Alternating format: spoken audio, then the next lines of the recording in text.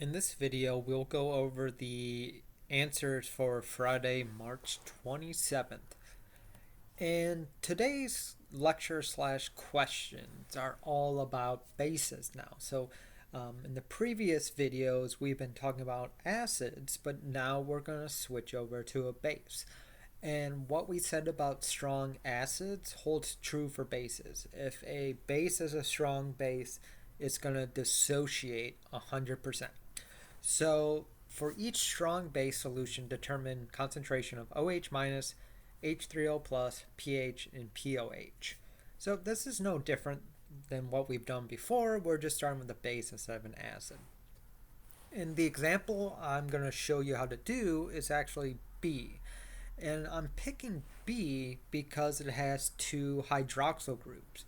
So we need to be aware that calcium hydroxide actually produces two OHs in solution. And so to show that, I've written an ice table. You don't have to write an ice table if you're comfortable with stoichiometry, but if you feel that you're not comfortable with stoichiometry, feel free to use an ice table to show you what will happen during this reaction. So we start with an initial concentration of 1.5 times 10 to the minus 3 calcium hydroxide. That will dissociate the calcium in two molecules of hydroxide. Remember, OH won't break apart in solution. OH always sticks together, and that's further shown by having these parentheses. This 2 means you have 2 of whatever's in the parenthesis, so that would be 2OH. Alright, our change. Now this is a strong base, so we lose all of it. And we're going to gain plus x and plus 2x. You can also have this as minus x if you wanted. I'm just showing you how it's going to change by using the actual number. So at equilibrium we have 0. For calcium, remember I said this is actually technically minus x. So if this is plus x, it's 1.5 times 10 to the minus 3. And 2x is 3 times 10 to the minus 3 because x is 1.5. So 2x is 3 times 10 to the minus 3. And that's our OH concentration. That's how much OH we have. From there, we can figure out POH easily enough because POH is minus log OH concentration. And we just figured out OH concentration. So POH is 2.52. Now we can figure out pH because of our relationship. pH plus POH equals 14. So we plug in our value for POH. So we have 2.52 plus pH equals 14. Subtract 2.52 from each side and you have a pH of 11.48. Now you could use this pH to directly solve for H concentration, H3O plus concentration, or you can use our KW equation. So remember, the concentration of H3O plus multiplied by the concentration of OH minus equals KW. We have OH minus from above, so H3O plus multiplied by 3 times 10 to the minus 3 equals, we're going to assume we're at 25. I never gave you a temperature, but if I don't give you a temperature, we're just going to assume we're at 25. So KW is 1 times 10 to the minus 14. Divide each side by our OH concentration, and the concentration of H3O plus then is 3.33 times 10 to the minus 12. So as you can see, it's really no different from our acid problems we've been doing, but now we're just working with bases. Question 2. What volume of 0.855 molar potassium hydroxide is required to make 3.55 liters of a solution with a pH of 12.4?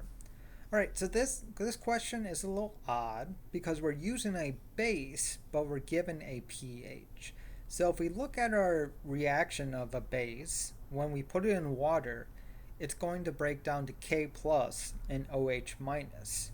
So we don't have any hydronium, H3O plus concentration that this base breaks down into. So we need to do a little bit of sideways thinking.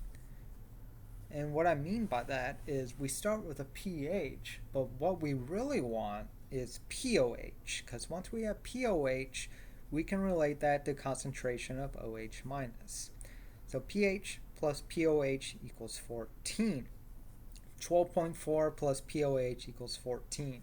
Subtract each side by 12.4. POH equals 1.6. Alright, now as I said, KOH is breaking down to OH minus. So what is the concentration of OH minus if that means your POH is 1.6?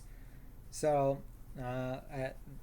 let's remember that the P in POH means minus log. So minus log of OH equals POH. Well, minus log of OH equals 1.6 because that's our POH. Well, first we got to multiply each side by negative. So log of OH equals negative 1.6. To get rid of a log, remember, we raise each side to the power of 10. 10 raised to the power of log, they cancel each other out. So OH equals 10 raised to the power of negative 1.6. So we are trying to make a solution that has an OH concentration of 0.0251. Well, if we originally start with 0.855 molar KOH, and our solution we want to make is 3.55 liters at a concentration of 0.0251, we are doing a dilution. So remember back all the way when we talked about dilution equations, I believe Gen Chem 1. The dilution formula is M1 times V1 equals M2 V2. So let's look at our variables. This 0.855 molar, I'm going to say that's M1. What volume of this? So we're trying to figure out this volume, so this is our variable, V1. We want to make a solution that has an OH concentration of 0.0251. That's our M2. And our final volume of 3.55. So that's what we're doing. We're solving for V1. So we divide each side by 0.855, and I'm just seeing now that I don't actually have the answer up there for you, so let me do that really quick on my calculator. 0.0251 multiplied by 3.55 divided by 0.855. So you need 0.104 liters or 104 milliliters of this 0.855 molar KOH solution to get the POH that you want.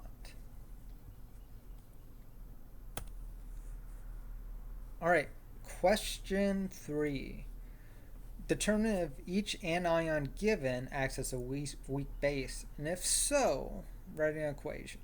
Alright, so let's look at our conjugate pairs here. So a conjugate pair is an acid and a base, or two compounds that just differ from one hydrogen and one hydrogen only. So you can see when we look at the acid and we look at the base, the only difference between our compounds is one hydrogen.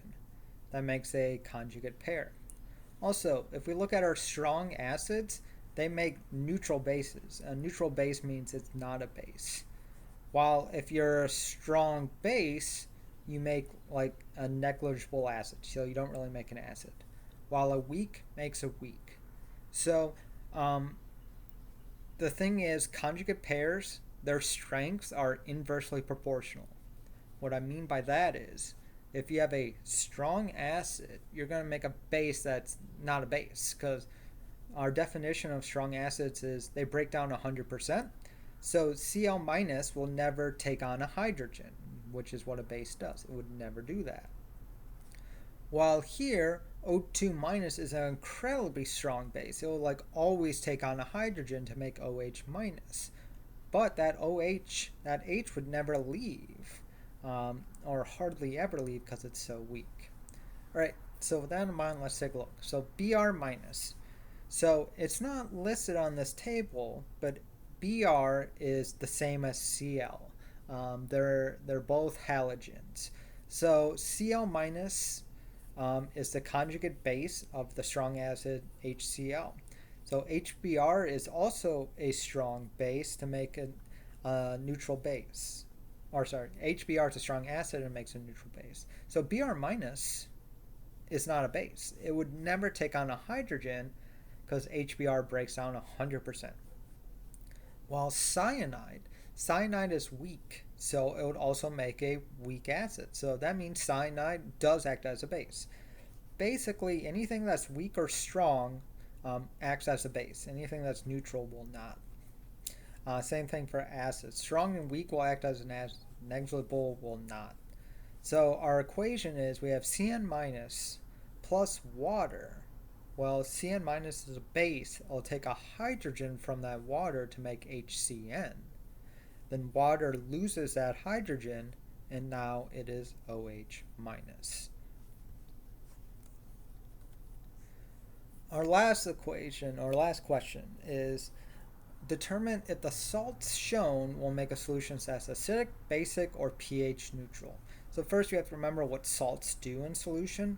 When we have a salt like iron chloride, that will break into the cation, which is positive, and the anion. So we have iron 3 plus 3 Cl minus. So let's look at Cl minus. What is Cl minus?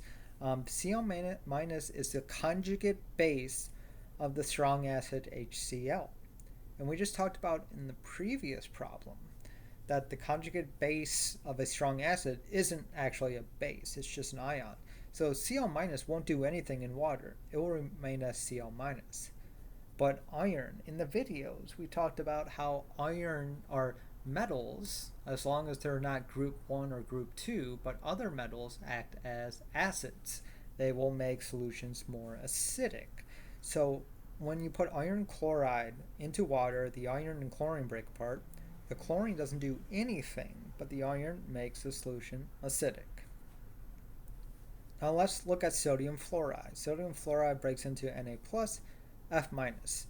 As I just stated about 30 seconds ago, group 1 and group 2 metals do not affect pH. So Na plus is group 1, it has no bearing on pH.